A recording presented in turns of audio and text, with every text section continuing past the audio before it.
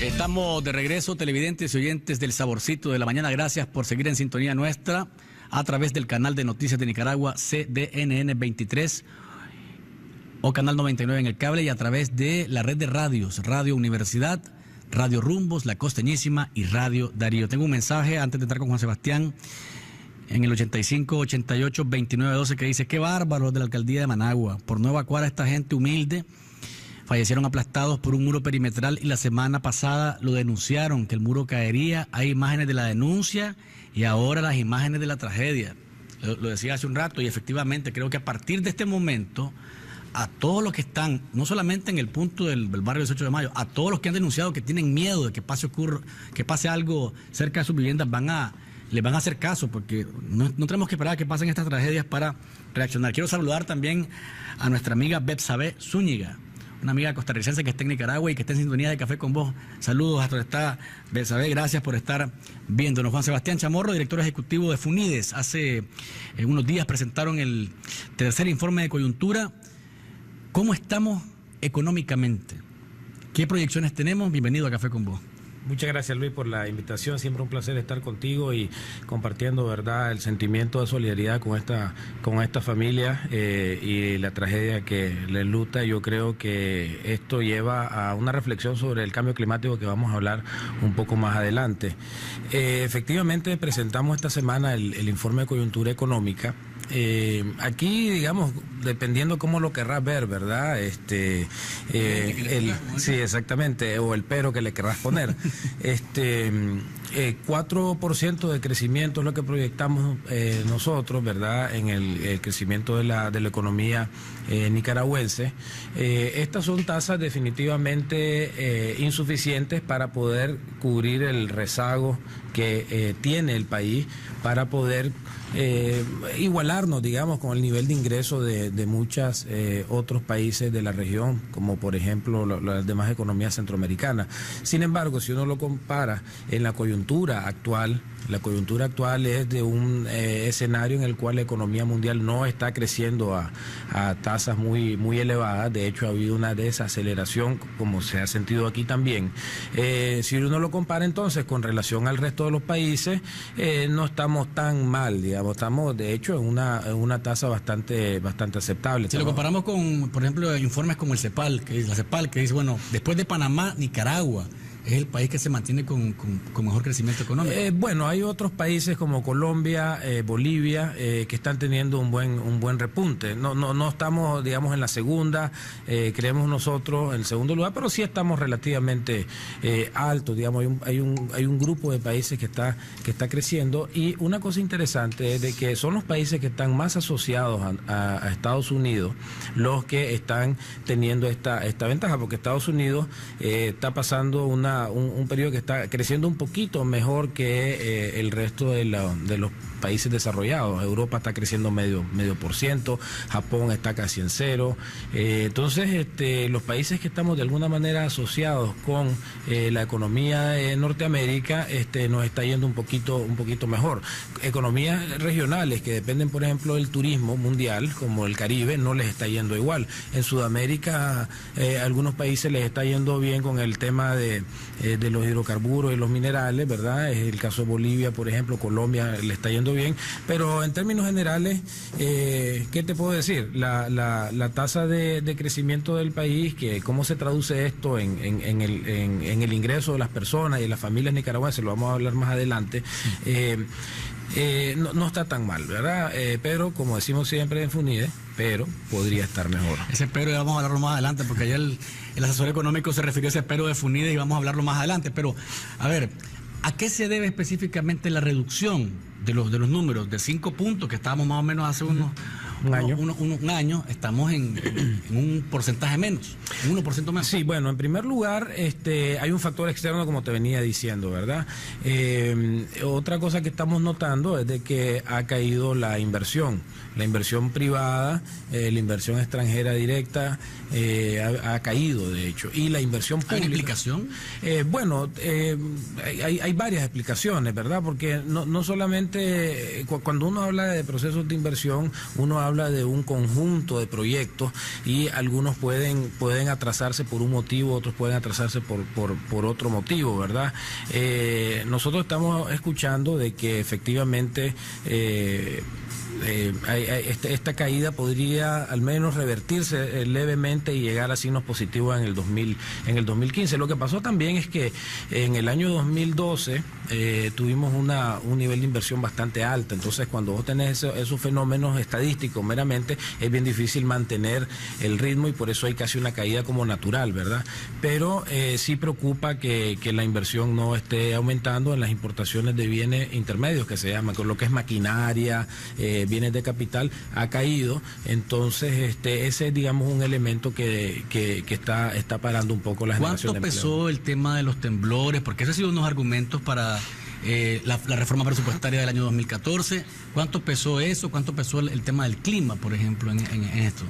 Definitivamente que pesa, Luis. O sea, mira, el tema de los temblores que ocurrió justo antes de Semana Santa te afectó el consumo de Semana Santa, por ejemplo, ¿verdad? Entonces estaban muy preocupados los vendedores de bebidas, del sector restaurantes y turismo, hoteles, y eso les afectó bastante. Afortunadamente después, en julio, este sector empezó a crecer un poco más. La sequía afectó bastante, ¿verdad? Porque vos tenés un efecto multiplicador. Si vos tenés un problema con tu primera, ¿verdad?, que prácticamente salió bien afectada, especialmente el maíz, ¿verdad? Otros cultivos no tanto, pero el maíz se perdió casi 1 millón de quintales, el arroz de secano se perdió algo. Entonces tenés un efecto multiplicador en otros sectores, se te baja un poco el comercio, ¿verdad?, porque la gente tiene menos plata. Entonces sí hay un efecto obvio ahí del cambio climático, de la sequía en particular.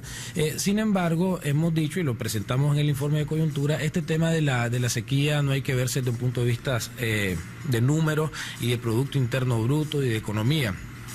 Porque si bien es cierto, hubo esa pérdida de granos, desde un punto de vista macroeconómico tal vez no se mira tanto el impacto, pero si lo ves desde un punto de vista social, desde el punto de vista de las familias que están en esa zona seca, ese corredor seco que está bien definido en el informe municipio por municipio, se puede ver ya un problema social, ¿verdad? Porque tenés gente que depende de esos granos básicos para vivir. Entonces, creemos nosotros que se ha hecho un buen esfuerzo a nivel nacional de resolver el tema, por ejemplo, con la importación de algunos alimentos para mantener los precios estables, aunque ha habido una alza. Vamos a hablar un poco de la inflación más adelante, pero hay que abordarlo también desde un punto de vista social. Vamos a hablar de este tema de la inflación, del poder adquisitivo de los nicaragüenses, cómo estamos, pero tenemos que ir a una pausa comercial. Cuando volvamos, este tema: cambio climático, deserción universitaria, embarazos adolescentes, todo eso incluye el informe de FUNIDES, lo estaremos abordando con Juan Sebastián Chamorro. 2270-9887, puede mandar mensajería de texto al 8588-2912. Estamos conversando esta mañana con Juan Sebastián Chamorro, director ejecutivo de FUNIDES, sobre el último informe de coyuntura económica. Juan Sebastián, ¿cuánto está pesando el incremento de los precios para la economía familiar? Me respondés esto, pero tengo una llamada telefónica para vos. ¿Aló? Buenos días. Adelante. Buenos días, Luis, de nuevo. Adelante, don Alfonso. ¿Aló? Adelante. No quiero dejar pasar la oportunidad de ver al señor Chamorro y no hacerle una pregunta puntual. Buenos días, señor Chamorro. Buenos días. Se dice que la empresa privada es el motor que desarrolla el país, que por aquí, que por allá. Pero Luis le hacía una pregunta. Las inversiones del sector privado no las vemos. Y cuando las vemos en actividades consumistas.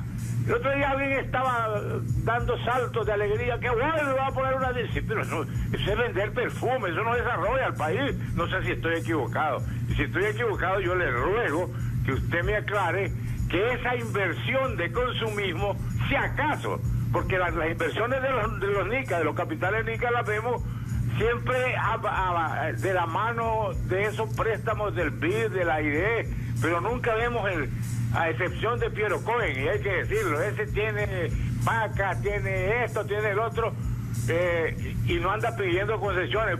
Yo le ruego que usted me aclare, Gracias, don Alfonso. Bueno, a ver, inversión es inversión, ¿verdad? Nosotros vemos desde el punto de vista que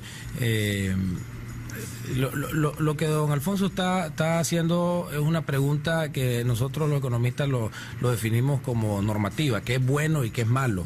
Los economistas tendemos a ver pues que definitivamente no es lo mismo invertir en una fábrica donde vos vas a generar valor agregado y empleo a abrir un centro comercial, ¿verdad? Que va a promover el consumo como él muy bien está diciendo.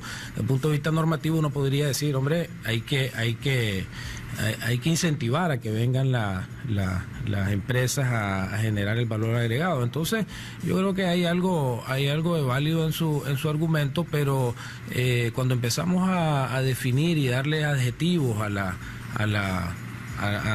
las inversiones, pues nos empezamos a poner en problemas, ¿verdad? Es decir, porque qué es lo bueno y qué es lo malo. Yo creo que hay que darle la bienvenida a la inversión, sea la que fuere, porque la dependiente de esa tienda que está promoviendo el consumo también tiene una familia, y si vos no haces ese centro comercial, entonces le estás quitando el derecho al trabajo a esta persona. Entonces yo creo que sí, hay que pensar en inversiones, sobre todo en infraestructura, ¿verdad? Que mejore las condiciones de productivas del país y sobre todo en el capital humano, la educación y la salud. Tenemos otra llamada telefónica, Juan Sebastián. ¿Aló? Sí, muy buenos días. Realmente estoy de acuerdo con don Salomón, ¿verdad? No invertimos, pero reclamamos. Fíjate que el país no está avanzando. ¿Cuándo? ¿Aló? ¿Se cayó la llamada? Sí, bueno, vuelva a llamar, amigo, no se preocupe. Te decía, la capacidad de consumo de los nicaragüenses, ¿cómo está? El incremento de los precios. Se ha deteriorado, Luis. Nosotros llevamos una encuesta de seguimiento a consumidores. Lo hacemos prácticamente cada vez que presentamos un informe de coyuntura, y en este informe de coyuntura vimos que continúa una apreciación de los hogares, un punto de vista de que están peor que como estaban el año pasado. Y esto coincide, si uno ve exactamente los datos de la inflación, que se disparó en junio, julio, agosto, septiembre. Estamos en 7%. A ver, la inflación del mes pasado fue de 6.5%, lo que pasa es que en mayo había sido de menos de 5%. Okay. Entonces, en promedio te puede salir un número más bajo. El punto no es ese, el punto es de que ahorita, después de julio, tenemos unas tasas casi de 7, 6.5, 6.9. Y es lo que la gente dice cuando incluso hace comparación entre lo que se le aumenta de salario y la inflación que tenés. Entonces se lo come la inflación, el aumento, y la gente dice, entonces no me aumentaron para nada. Así es lo que se llama el salario real de los trabajadores. Entonces siempre que tenemos una inflación elevada, tenemos un problema de poder adquisitivo, y la gente lo demuestra en las encuestas que estamos levantando, ¿verdad? Yo quisiera, tal vez por el tipo de pregunta del señor Salomón, quería decir pues que FUNIDE es un centro de pensamiento que trabaja para proponer ideas del desarrollo económico y social de Nicaragua, ¿verdad? No somos un centro de pensamiento que defiende un interés empresarial en particular, o el gobierno o algo así, ¿verdad? Sino que proponemos ideas bastante amplias de lo que se puede hacer con el país. Tenemos la llamada telefónica. ¿Aló? Sí, muy bien. Sí, estaba con la idea esa, pero bueno, ahorita acaba de responder pues de que ellos son una entidad pues que no necesariamente incide pues realmente, ¿verdad? Ya lo aclaró. Pero hablando del país y del empresariado, ¿verdad? No, yo no invierto, pero sí reclamo porque no hay crecimiento. Es decir, tiro la pedrada y escondo la mano. Con el Citibank, por ejemplo, ¿quiénes están interesados en comprar? Los hondureños y los guatemaltecos. Imagínense usted. Es decir, si algo de incidencia tienen ustedes como FUNIDE, porque de alguna manera fustigan al gobierno. De alguna manera le están diciendo al gerente de esta empresa que se llama Nicaragua, estás haciendo las cosas mal. Entonces creo que hay un aspecto contradictorio. Si nosotros estamos con una inflación de un 4.7, por ahí andaba, aquí hablamos de que la inflación pareciera que anduviera como con el 80%, por ejemplo. Y una inflación de 4.7, 5%, pues no es para espantarse tampoco. Y si crecemos a un 4%, claro que quisiéramos crecer a un 8%. De ahí las inversiones nacionales. Es fácil la fórmula. Invirtamos, creamos en Nicaragua. Hay que creer en Nicaragua para poder invertir. Entonces pareciera como que si no creemos los nicaragüenses en Nicaragua. Me disculpa, ¿verdad? Pero gracias. Esa es mi forma de ver las cosas. Gracias por su llamada, Sebastián. Sí, bueno, efectivamente, ¿verdad? Yo creo de que el tema de la inversión es lo que estamos precisamente resaltando. El tema de la inversión viene floja y necesitamos... Y no es con ganas de jincar al gobierno. Es decir... Porque lo que dice el amigo es que de repente los enfoques de FUNIDE son como para decir las cosas no está caminando bien. Bueno, y ahí si tenés la segunda economía más baja en ingresos de América Latina, si tenés un nivel de educación de 6.6 años de educación promedio, cuando los otros países vecinos tienen 3 o 4 años más, cuando tenés una tasa de embarazo de niñas de 15 a 19 años de casi el 20%, entonces tenés problemas, pues. Es decir, yo creo que hay que resaltar las cosas positivas y las cosas negativas para poder promover ideas, políticas, acciones que ayuden al país a salir a propósito del comentario del amigo, te digo lo que dijo el asesor económico de la presidencia, Jair Bayardo Arce, decía que los enfoques de FUNIDE son simplistas y que a veces incluso tienen un software programado por alguien que estuvo antes en la institución y que es reconocer cosas, pero siempre ponerle la coma y agregarle, pero... O sea, viene la parte mala de eso, sí. O sea, no reconocer completamente lo que se está haciendo y darle siempre o ponerle un asterisco a eso bueno que se está haciendo. Bueno, aquí tengo la computadora y puedes chequear el software que no está alterado. Yo creo, mira, es bien difícil cuando uno trata de hacer las cosas bien, ¿verdad? Y establecerse como un centro de pensamiento apolítico, neutral, técnico, es bien difícil quedar bien con alguien. Porque siempre tu trabajo, es decir, nuestro trabajo es investigar, resaltar las cosas buenas, pero también resaltar las cosas negativas. De la misma manera como el asesor presidencial nos critica, yo me he encontrado un montón de gente, particularmente de la oposición, que nos critica porque somos muy pro gobierno, ¿verdad? Y que deberíamos de agarrar, como dicen popularmente, el rancho a pedradas. Aquí no se trata de agarrar el rancho a pedradas, aquí se trata de agarrar lo bueno, lo negativo, lo que está pasando y tratar de brindarle la información a la gente para que tenga una percepción completa, informada del asunto. No, de tal manera de que estaríamos actuando mal nosotros si nos sentiríamos ofendidos o mal, por eso si nos critican, somos un centro de pensamiento, por eso existimos y precisamente generar el debate es algo importante, ¿verdad? Siempre hay una tendencia, yo fui funcionario público y yo entiendo perfectamente a los funcionarios públicos de que cuando las cosas van bien todo es por el gobierno, cuando las cosas van mal es por la economía mundial o por la oposición o por lo que sea, ¿verdad? Cuando vos estás fuera de ese tipo de trabajo, tendés a ver las cosas un poco más balanceadas y reconocer las cosas buenas. Por ejemplo, en el país cuesta mucho conseguir la data, pero en el país pareciera estarse indicando que la mortalidad materna está avanzando positivamente en Nicaragua. Pero también hay deserción en las escuelas. Entonces, el mundo no es blanco y negro, es una combinación, unos tonos de grises, y nosotros tratamos de mantenernos, de poner los tres contrastes, ¿verdad? Además, los enfoques a veces algo que le puede parecer bien a uno que está de un lado, al otro le puede parecer muy malo y así es. Sí, y con relación a la palabra simplista, porque yo obviamente vi el reportaje, no hizo referencia específicamente a FUNIDE, sino que hizo referencia a el análisis de unos expertos fiscales, ¿verdad? En los cuales nosotros, por suerte, no nos incluimos, ¿verdad? Y sí hizo el comentario de simplismo a algunos análisis sobre la reforma tributaria, pero no estaba hablando específicamente de no estaba hablando de FUNIDE. Dice acá una pregunta que el 85, 88, 29, 12, ¿qué tanto afecta que en el presupuesto 2015 el barril de petróleo del gobierno lo prometió o lo promedió en $105 cuando desde ya está hacia la baja?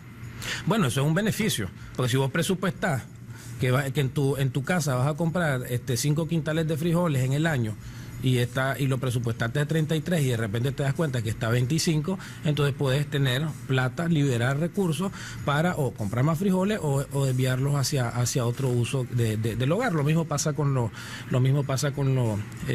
gobiernos y su presupuesto, ¿verdad? Hay algunas cosas interesantes tocando el tema del programa de inversiones públicas que yo creo que sería interesante analizarlo, tal vez en otra ocasión, pero hay un par de carreteras, particularmente en Occidente, La Paz Centro, Malpaisillo vía 15 de julio, Río Blanco, Amulucucú. Está también San Sebastián de Alí, La Concordia, está Naciones Unidas a Bluefield. Entonces vienen proyectos de carreteras interesantes que yo creo que le ayudan mucho a las comunidades que hay ahí. Entonces, como te digo, son acciones que hay que informarlas para que la gente esté informada sobre esto y ver, por ejemplo, a las alcaldías municipales, 5.000 millones de Córdoba se le van a transferir este año para inversiones en sus comunidades, ¿verdad? Eso es un monto importante. Hay un aspecto que no quiero dejar de tocar, que lo anuncié, cambio climático. Ustedes también se metieron a este aspecto en su informe. La sequía la que estuvimos sufriendo hasta hace un mes y algo, tuvo sus efectos, pero ustedes lo ponen en el capítulo como cambio climático. ¿Qué nos arroja el informe alrededor de esto? Bueno, en primer lugar, como vos bien lo has dicho, Luis, al mes de agosto lo que hubo en Nicaragua fue un déficit de lluvia, o sea, faltó lluvia bastante. En algunos departamentos como Rivas, donde casualmente ahora están los deslaves y las inundaciones, teníamos un 38% de lluvias con relación a la norma histórica, ¿verdad?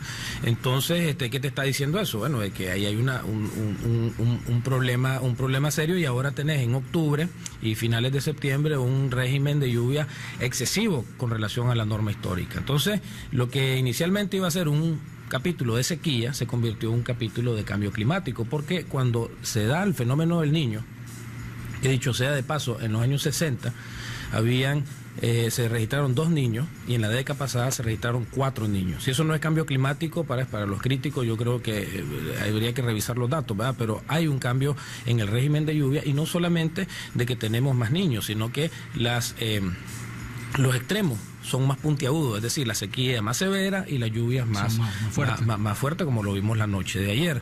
Entonces, esto te trae a una consideración muy profunda sobre lo que hay que hacer. Entonces, en el capítulo del informe, nosotros lo primero que decimos es lo siguiente: hay que convencerse que hay un cambio permanente, y un cambio permanente implica una adaptación tecnológica permanente para poder cambiar tu forma de trabajar. Por ejemplo, no es posible que nosotros en Nicaragua tengamos solamente el 3% de nuestra tierra arable irrigada. Hay que pensar seriamente ya, no más estudio, no más análisis, sino cómo podemos facilitar que los productores, especialmente Occidente, donde hay mucha agua debajo del subsuelo, el manto acuífero es muy rico.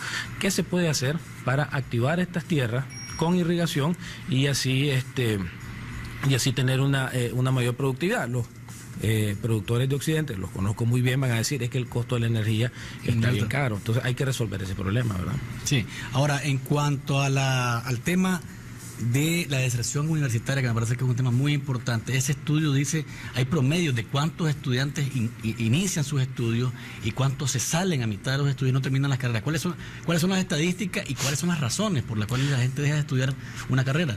Bueno, en primer lugar, no había hasta la semana pasada una información detallada de cuántos estudiantes universitarios se gradúan por carrera por año. Entonces lo que hicimos en FUNIDE fue... Vos sabes que los títulos universitarios no es una obligación, pero mucha gente lo hace. De hecho, la mitad de la gente lo registra en la Gaceta, el diario oficial. Entonces, nos fuimos a revisar las gacetas de los últimos 10 años y empezamos a sacar la información de cuántos jóvenes se gradúan por año y por qué carrera. Entonces ahí salieron cosas bien interesantes. Por ejemplo, y esta es información que ni siquiera las autoridades universitarias la tienen porque costó un montón conseguirla. Pero acá dice, y voy a leer lo que dice el encabezado del informe: en la última década la mayor cantidad de títulos registrados en la Gaceta fue de carreras como de administración, contabilidad y educación.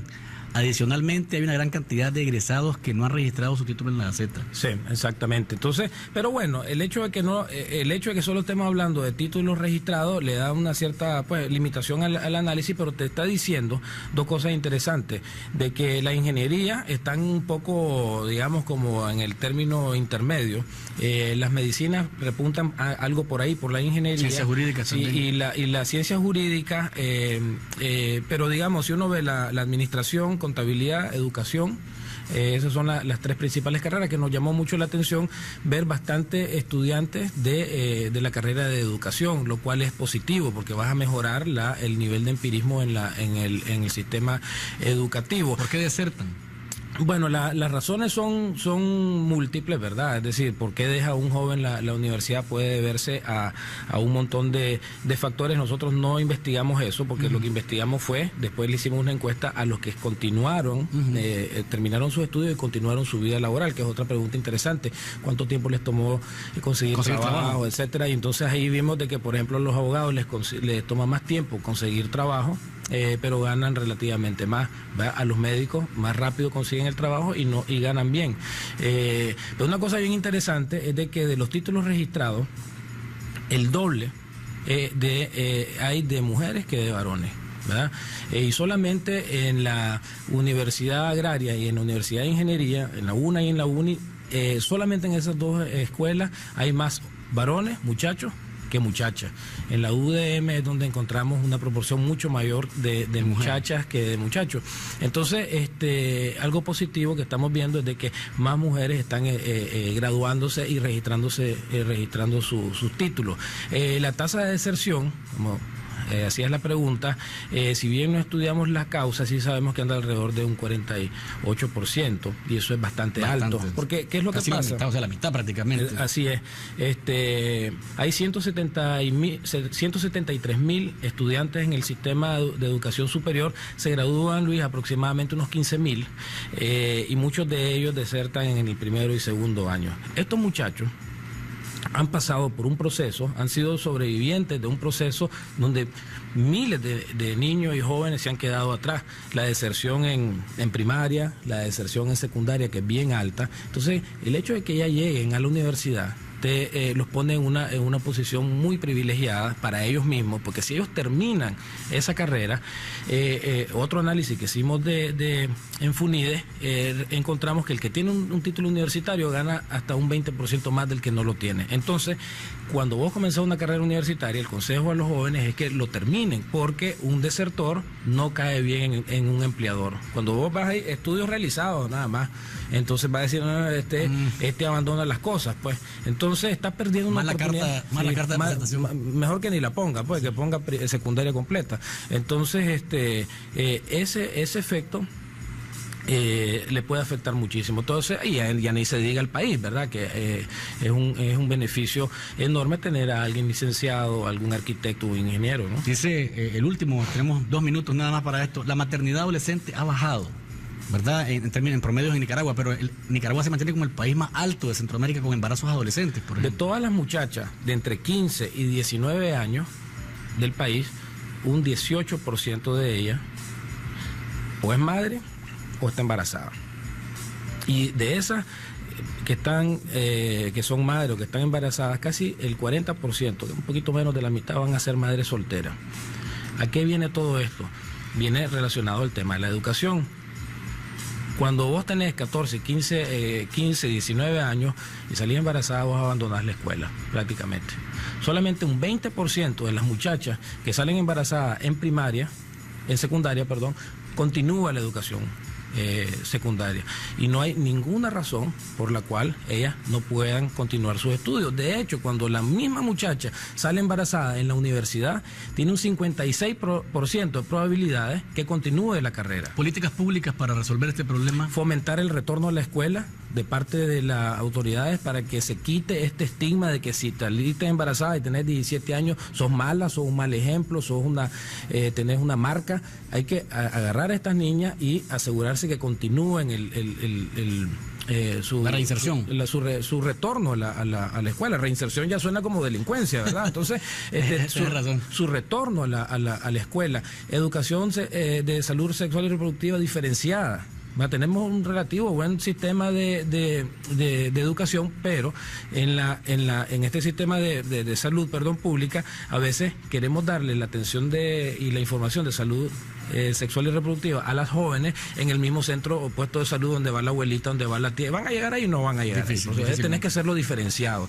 Educación. Fíjate que terminar la secundaria está asociado con un 21% menos de embarazos entre 15 y 19 años. Y si terminas la universidad, un 27%. Entonces, educación y más educación, hermano. Gracias, Juan Sebastián Chamorro, por habernos acompañado, director ejecutivo de FUNIDE.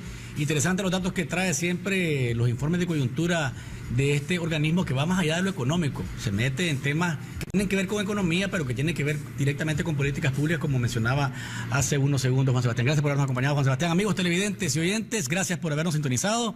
Nos encontramos el lunes y recuerden, no hay mañana sin café.